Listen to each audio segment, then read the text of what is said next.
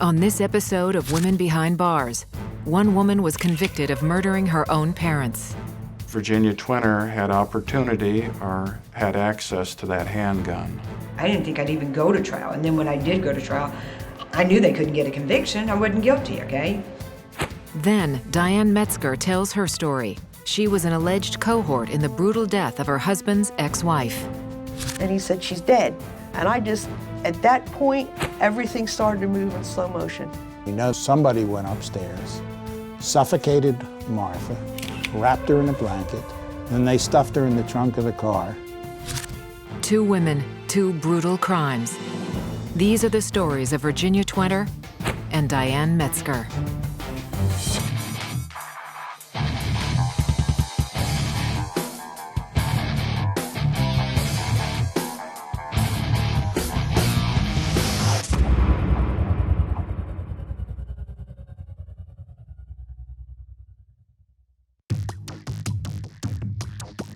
On the morning of May 5th, 1988, 54-year-old John Wells was found murdered in his own home, located in rural Pettis County, Missouri.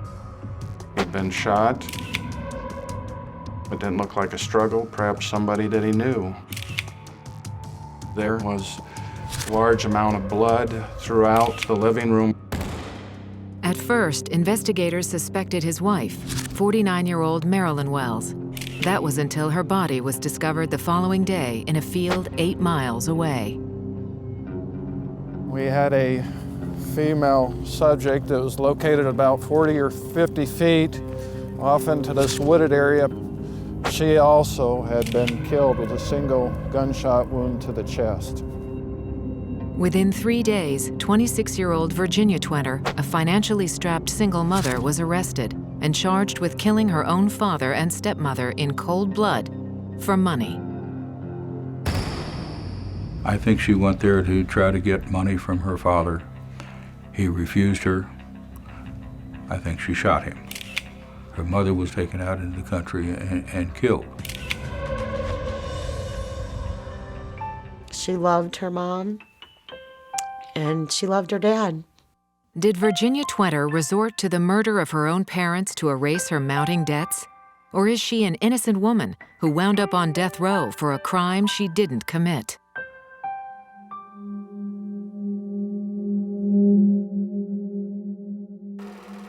My dad was in the United States Marine Corps. He was stationed in Okinawa, Japan. My birth mother, Ida, is from Sasebo, Japan.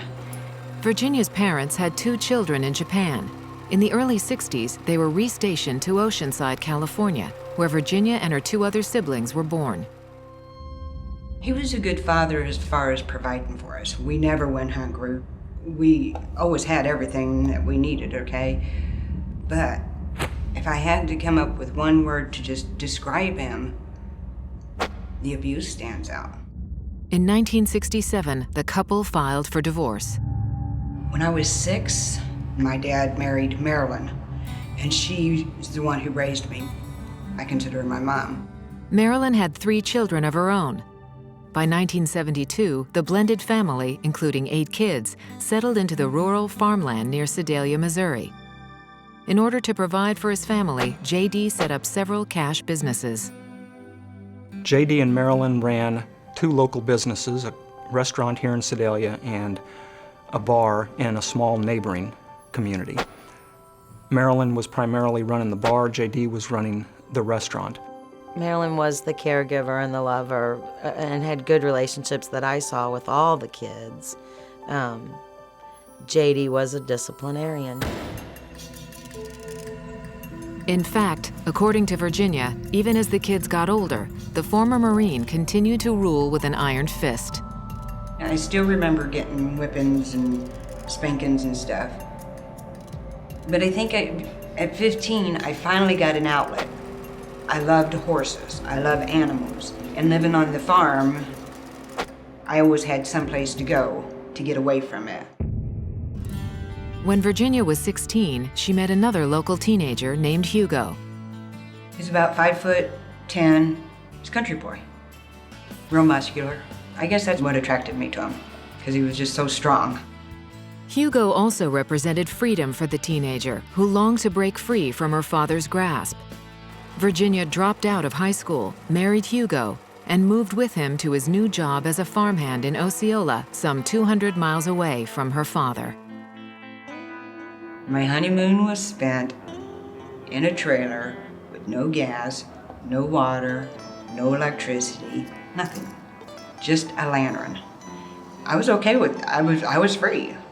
But times only got tougher for the young couple when Virginia gave birth to a baby boy. There was one more mouth to feed. Dad didn't want us living in Osceola on this farm anymore. He wanted us to move back to Sedalia to keep closer tabs on us. The financial stress only intensified with the birth of another son. In fact, records show that Virginia and Hugo often relied on bailout loans from J.D. I don't think Hugo was happy that I had a second child so soon. I think I put too much responsibility on him. I remember things changed. He was hitting me, and I went to call the police, and he took the curly wire on the telephone and he wrapped it around my neck. When he was distracted, I run up the stairs and closed the door on him and took off. Got my two boys and got out of there. She ended up divorced because it was an abusive relationship, and she couldn't take that for her and her children anymore. In late 1987, after 8 years of marriage, she got divorced and worked at a fast food restaurant to make ends meet.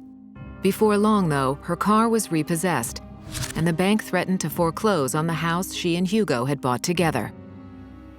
Hugo paid her $400 a month support for the kids, and Jenny provided for him the best she could. By her own admission, Virginia was careless when it came time to pay the bills. At that time, it was actually just a big party. I just partied all the time. Not drinking or none of that. I just didn't do none of my responsibilities. In the spring of 1988, Virginia once again turned to her father for financial help, asking him for a loan. I was very desperate. I needed this loan, okay? Because otherwise my kids was gonna lose their home. My kids was gonna be kicked out of the Catholic school. I'd already lost my car. But this time, the answer was no. Virginia had recently defaulted on an already existing loan of $3,000 from her father. He'd threatened to garnish her wages. He was mad. My dad was very mad at me. I guess I made maybe 3 trips down to the restaurant, talking to him all together, when he finally agreed that he would give me this loan. According to Virginia, her father had finally agreed to loan her more money. A local bank teller, however, remembers an incident several weeks before his death, when J.D. Wells entered the bank with an unusual proclamation. He said, "My name is John Wells, and I want this bank to know, in case anything happens to me, that within the next few days, I'm going to be making a large deposit to my daughter's account." So how did Virginia Twetter wind up being accused of murdering her own parents? The two people she says were willing to help her most. When Women Behind Bars continues. It quickly came to investigators' attention that she was in financial trouble before the homicides and that she was getting herself out of it May 5th, the day the bodies were discovered.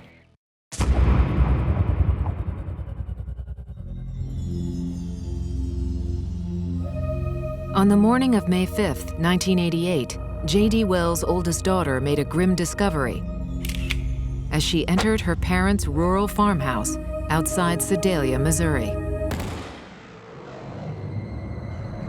His daughter, Ann Louse, had went to check on him to see why he wasn't at work that day. And when she came there, she found her father dead. 54-year-old J.D. Wells had been shot once in the back. Perhaps Mr. Wells was in the master bedroom when he was confronted, and that was used to get him into the living room. And then upon then, he was shot. He was wearing his pajamas.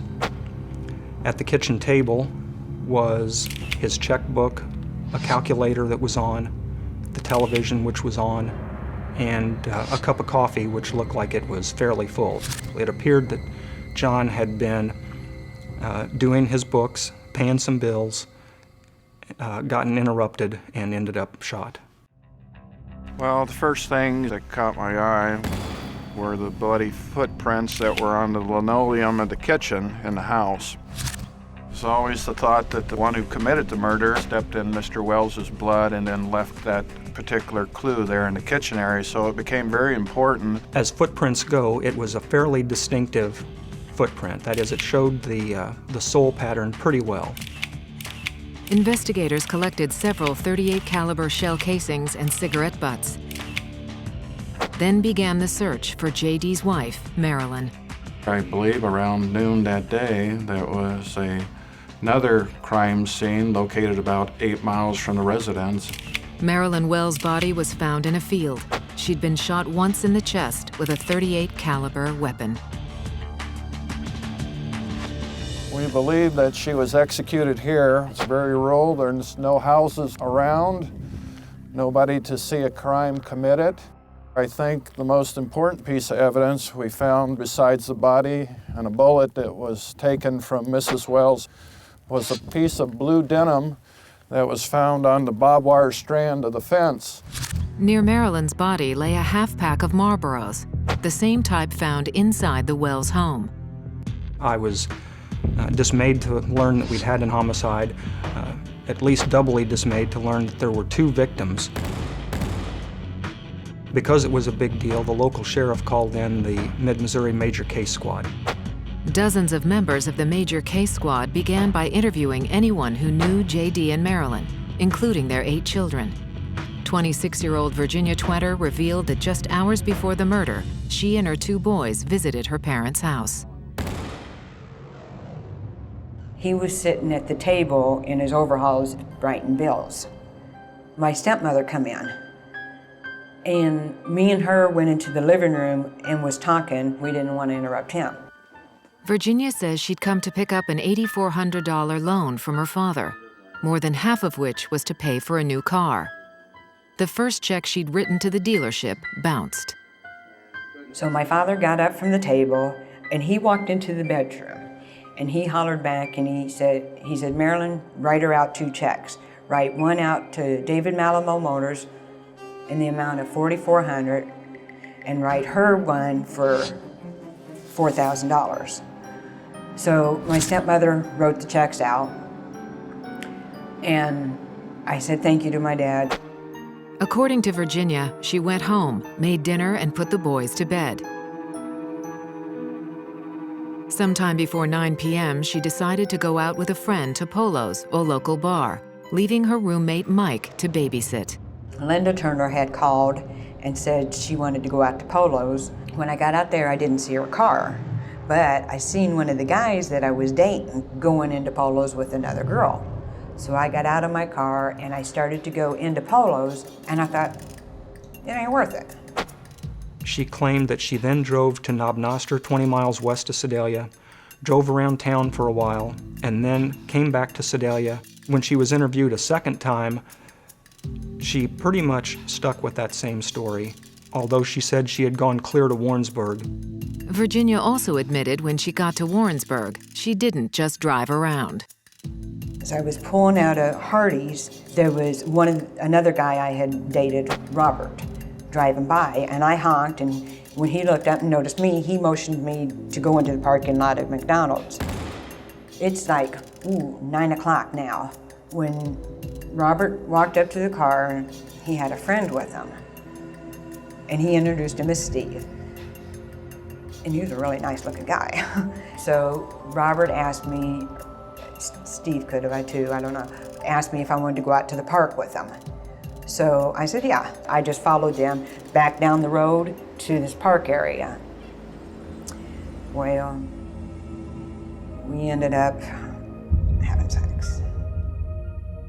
And she inferred that the reason she hadn't mentioned that originally is because she was embarrassed to say anything about that. I was very, very ashamed of myself. Very, very, can't believe I did this thing. The prosecution says it was unable to locate a Robert Arnell, or the man she called Steve, the 2 men Virginia Twenter claimed she was with during the same time her parents were murdered. Her only other alibi was her friend Linda Turner. I walked in the door a little after 11 o'clock. And Mike Turner told me that Linda Turner called. And I said, well, I really need to talk, because I needed to tell somebody what I had did. She had said she had been at Polo's. I think she run into a boyfriend that she had just broke up with. And then she had talked about meeting a couple of guys, and she left with them for a while. The problem with Linda's testimony for the defendant is she picks up at about 11:15 p.m. and then goes on through the next couple hours. Linda's testimony doesn't help the defendant during the 2-hour gap between 9 and 11:15. What worried investigators is that Linda Turner also described a route that passed right by both crime scenes. Most suspicious was the sudden activity in Virginia's bank account.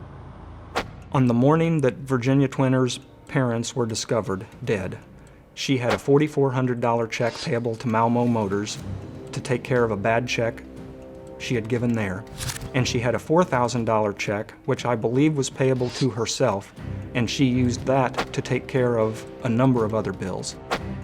Witnesses say Virginia had also given conflicting accounts about where the money came from. There were 3 or 4 or 5 different versions of events that she gave, such as, my dad gave me the money and I made the deposit. My dad and my former husband Hugo gave me the money and I made the deposit. According to Virginia, her father told her to keep quiet about the loan, worried his other 7 children might also ask for handouts. When people asked me where I was getting the money, I never told anyone the truth, because that was one of the things my dad asked me not to do. Investigators asked to conduct a search of Virginia Twinner's home. The team collected a number of pieces of evidence, including a pair of tennis shoes. Linda's the one who actually said, Jenny, I think they're starting to suspect you. When Women Behind Bars continues. I didn't understand why I was sitting in this chair being charged with 2 counts of first-degree murder of my parents. And later in this episode of Women Behind Bars, the murder of a mother of 4. We know somebody suffocated Martha, wrapped her in a blanket, wrapped cord around it.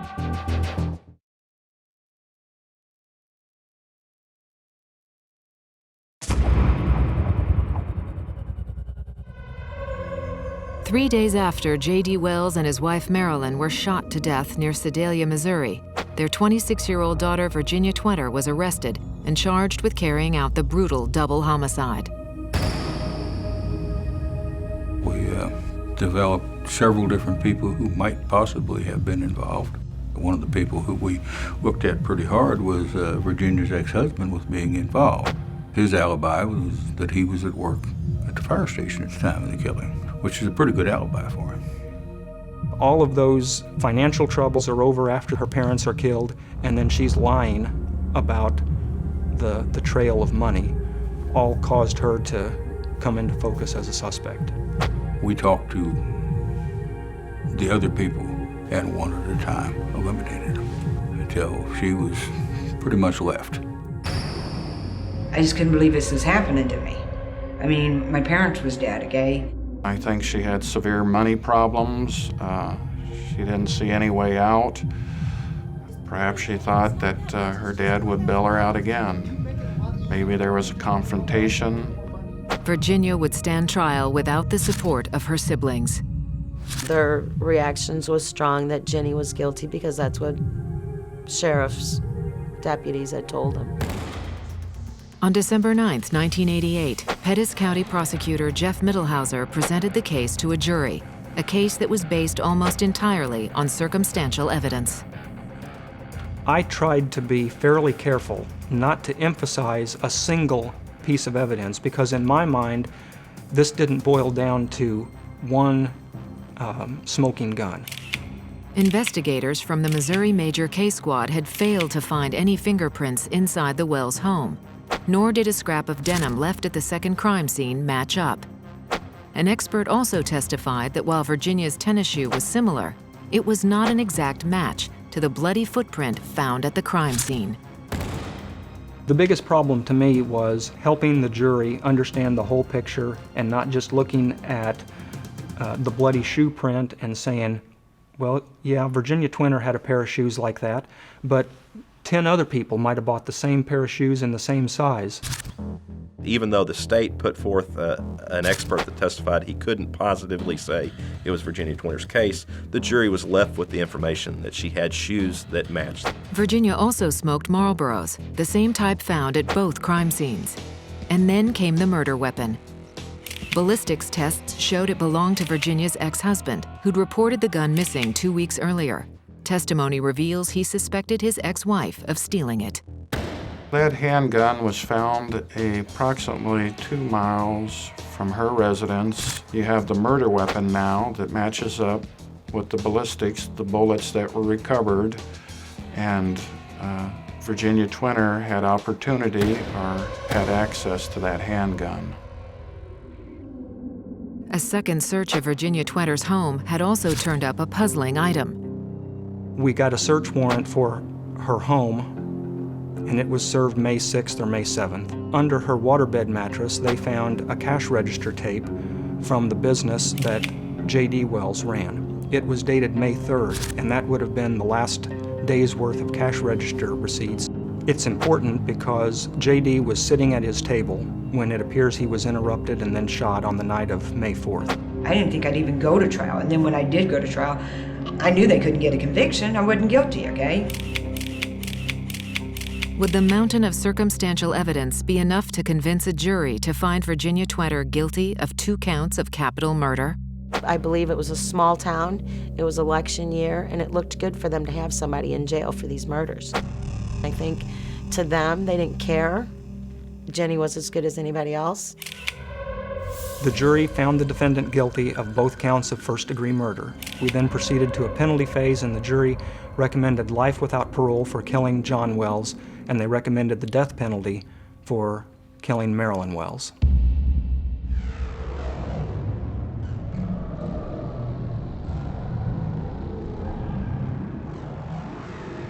Hours after the verdict, Virginia reportedly attempted to commit suicide by taking an overdose of pills. There's no possible way for anyone to even begin to comprehend the intensity of another human being or a judge or anyone saying death sentence.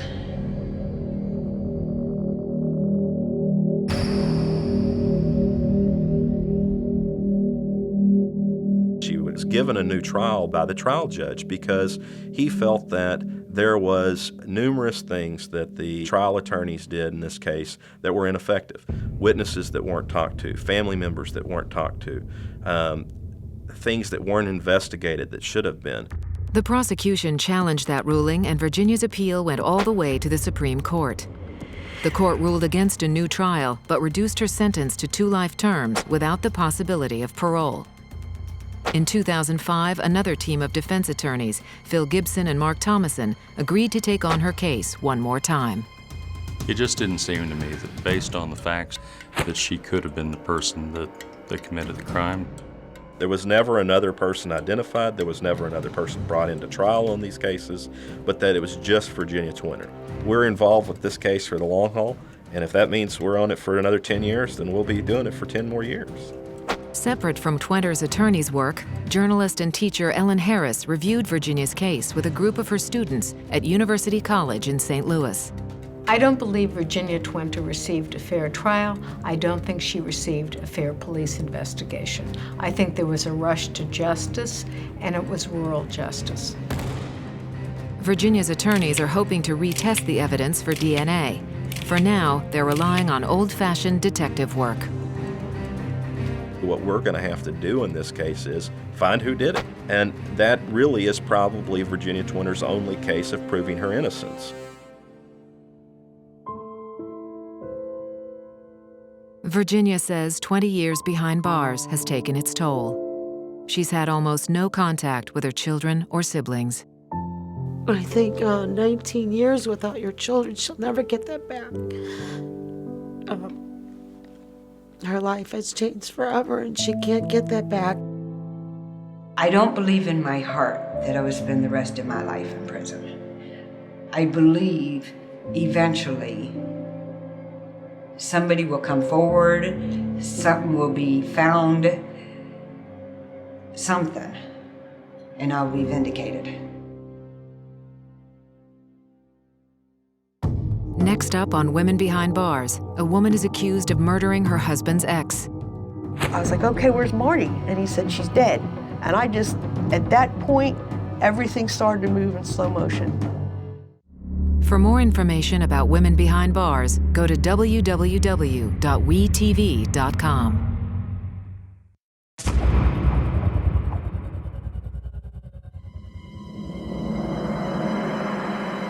On August 18, 1974, 29-year-old Martha Metzger, known as Marty, was beaten, strangled, and suffocated in her home in a Philadelphia suburb.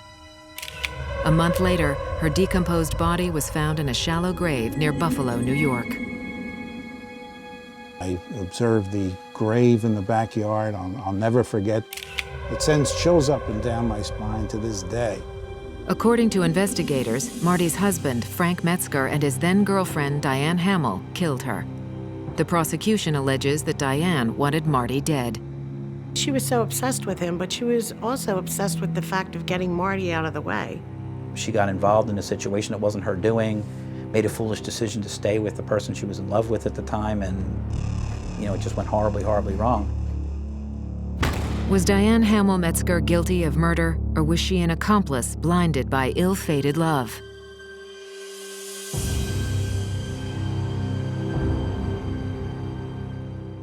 Ridley Park, Pennsylvania, a town 17 miles southwest of Philadelphia. Diane Metzger was born in 1948 and grew up in this quintessential small American town. I was made aware very young that my dad wanted a boy. As a result, I was always a tomboy. I always tried to be like the, best in sports and all to make him like me. When she was growing up, she never gave me a problem. Such promise, I guess I'd say, because she always did so wonderful in school. Fran Stafford went to school with Hamill from kindergarten to 12th grade.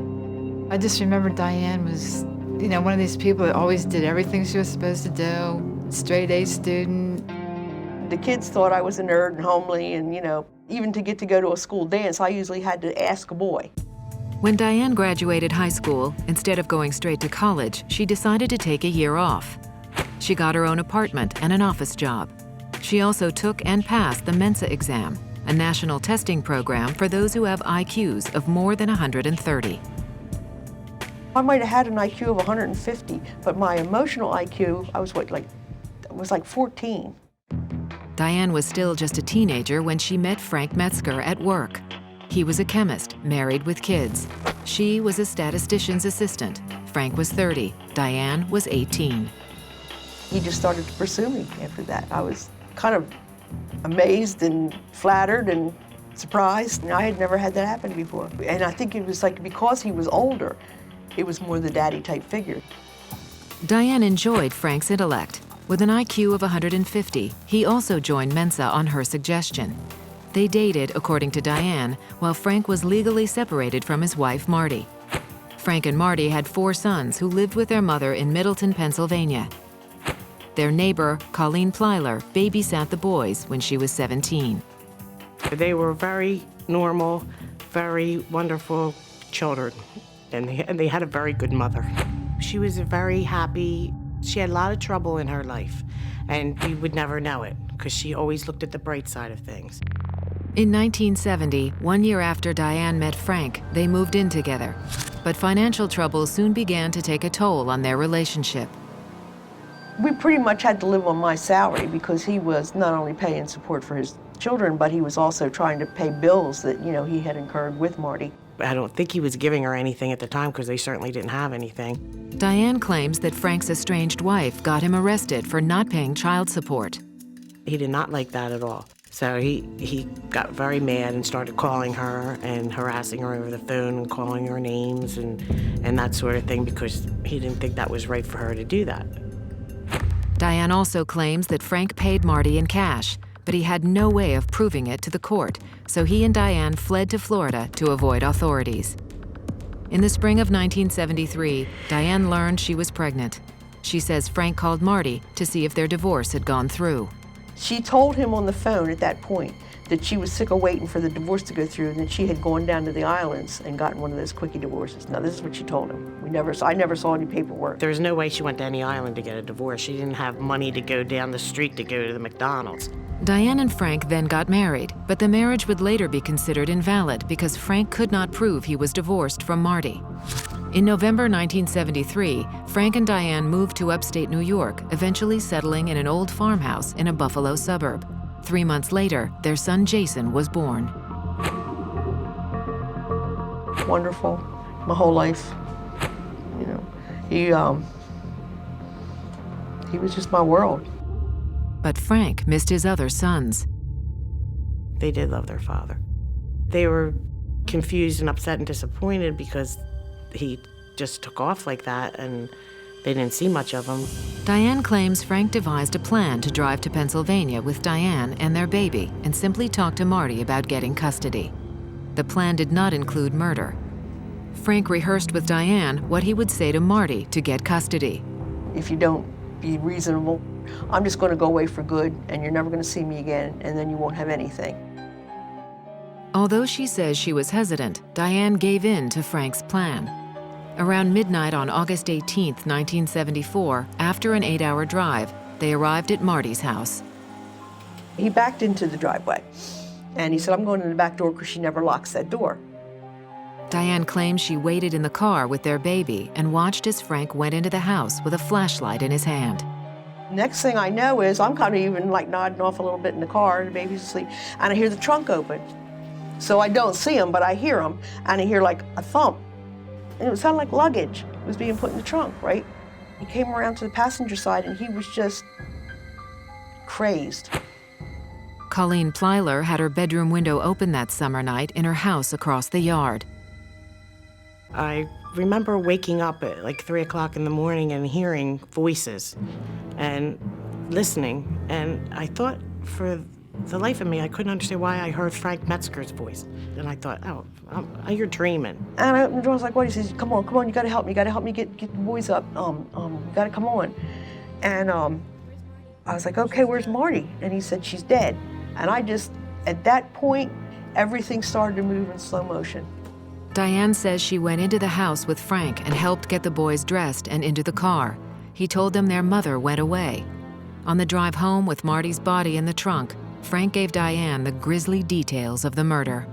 He went into the bedroom and she, jumped up and came to the edge of the bed and said, what are you doing here? Get out of my house. And he said, wait, I'm just like here to talk or whatever. And she just cussed him out, called him whatever, and ran for the phone. And he's like, don't do that. And she kept going, and he hit her with the flashlight. He had like a big police flashlight. Prosecutor Ed Weiss strongly disagrees.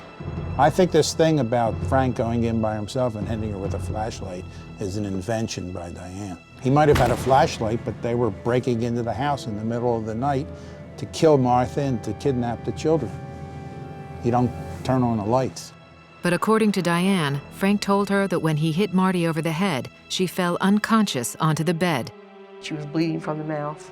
And so he said he ran into bed, bathroom, and got a wet wash rag and put it in her mouth because he didn't want her bleeding everywhere. An autopsy later revealed Marty died of suffocation by swallowing part of the wash rag. The prosecution believed the murder was premeditated and that Diane was the mastermind behind the murder.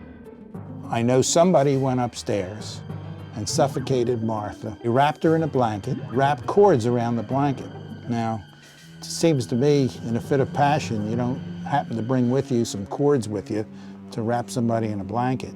And I had the strongest feeling that she was the prime person who actually planned the murder. When they got home, Frank buried Marty's body in their backyard while his son slept. Diane watched as he dug the grave. She says she thought about going to the police, but decided against it. I knew my husband would get in a whole lot of trouble. Just trying to keep the family together. The next day, Colleen Plyler discovered Marty and the boys were missing when she came to visit. Her father called police. The state police came and they looked around and they apparently didn't see anything suspicious about it. Almost 6 weeks went by before police suspected something was wrong.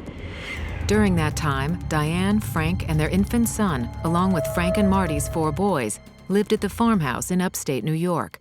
When word reached them about the investigation, Diane and Frank took the 5 boys to a motel in the next town. This is a Dunkirk motel, which was the next little town over, and we just stayed in there and waited. 2 days later, Frank decided they should leave the boys behind and make a run for it. I said, what about the kids? And he says, no, we leave them here, we gotta go. But Diane refused to go without her baby. Frank gave in to her demand. I don't know what else I could have done for the boys at that time. I mean, Frank was running the show, they were his kids. 3 days later, the boys, ranging in ages from 4 to 11, were discovered. The initial report came in that 4 young boys were found abandoned in a motel. The children led the police to the farmhouse. Martha's body was discovered buried in a shallow grave behind the farmhouse. When Women Behind Bars continues, the nationwide search for the fugitive couple begins. I willingly tried to help him, but I had no idea anybody was going to be dead that night.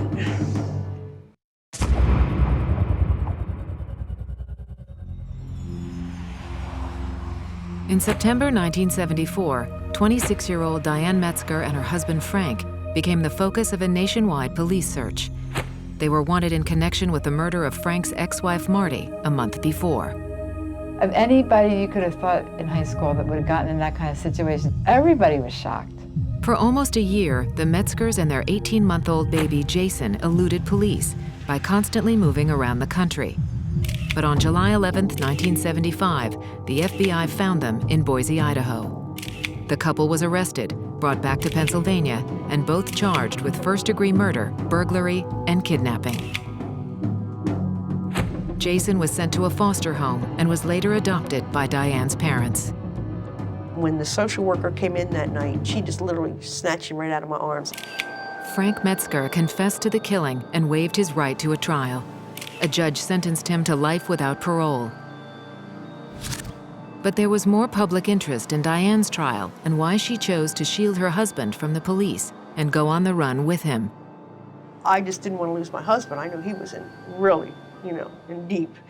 And it's just like you just keep going until they actually stop you. In February 1976, Diane Metzger's trial began at the Delaware County Courthouse. She was tried under the accomplice liability law, which finds a person who assists in a crime as guilty as the person who actually commits the crime. She may have known after the fact what happened, that Frank had killed Martha. But in the eyes of the law, she was there. That makes her guilty. Reporter Barbara Ormsby was there when Frank Metzger took the stand, claiming he, not Diane, was the one that murdered his ex-wife. He seemed remorseful in the beginning. He just told the story of what had happened, how he went in and didn't intend to kill Martha. He just wanted to take the boys and get out of there. But the prosecution presented testimony to the contrary. One of Frank's own sons said the night of the murder, he woke up and saw an unidentified couple on the stairs. Neighbor Colleen Plyler recounts the Metzger son's testimony. He woke up and he heard shouting from the room and all the commotion, and he went in, he heard someone hollering, kill her, kill her. And Diane was in the house and was helping him hold her down. That's what the little boy said. Defense lawyer Art Donato says the young boy's testimony was unreliable because he could not say for sure if it was Diane who was in the house. As a general proposition, when anyone, in particular a young child, is awoken from a sound sleep, their initial perceptions are not reliable beyond a reasonable doubt. Diane took the stand and maintained she never went into the house during the killing and had no knowledge Frank would kill Marty. Yes, I willingly tried to help him, and cover up and ran with him, but I had no idea anybody was going to be dead that night. But the jury didn't buy Diane's side of the story and found her guilty of first-degree murder as a co-conspirator and of kidnapping and burglary. She was sentenced to life without parole. Disbelief. I think I was numb. I think I was numb for weeks. No one seemed to think there was any chance that she could be found guilty of the same crime as Frank. They were assuming it would be some sort of accessory after, after the fact, and it would be some sort of, minor sentence or something. 6 years later, in October of 1982, the state Supreme Court overturned Diane's conviction after a procedural error, which potentially weakened her defense. This time, while awaiting her retrial, Diane got out on bail her parents posted. Attorney Art Donato, 3 years out of law school at the time, defended Diane in her second trial in June of 1983. There was clearly enough evidence to show that she was helping him after the fact, but that doesn't make one guilty of a murder as an accessory. There was no new evidence in the retrial that proved Diane was involved in the killing, but prosecutor Ed Weiss argued that Diane had a reason to kill Marty. The motive was financial. Diane resented the fact that Martha was draining Frank's finances. I had no doubt that she was the actual killer. I had no doubt that she was the one who planned. This was a premeditated crime.